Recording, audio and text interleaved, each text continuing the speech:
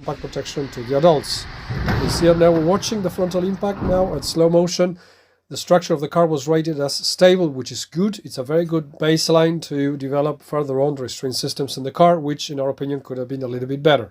When it comes to the equipment of the car, it has standardized fixed connectors, but unlike other cases, when Latin NCAP is asking the manufacturers to recommend a child seat, in this case Suzuki, basically as it did with the Swift, they declined to recommend a child seat. As that happened, Latin NCAP is in charge of selecting or recommending its own child seats and install them for the test.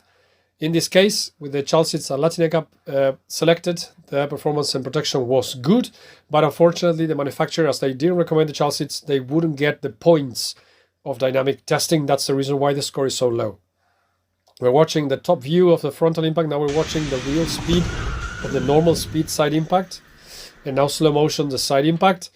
Side impact in this car was showed a poor protection for the adults.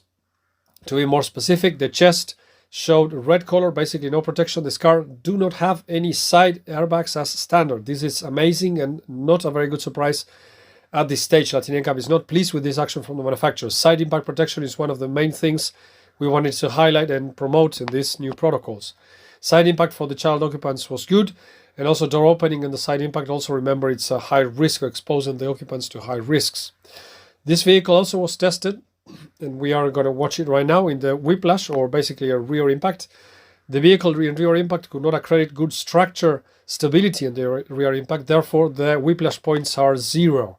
For the pedestrian safety, this vehicle scored, I would say, an acceptable average result, but still not brilliant. The car, in our opinion, should have other technologies like autonomous emergency braking systems, which can actually detect vulnerable road users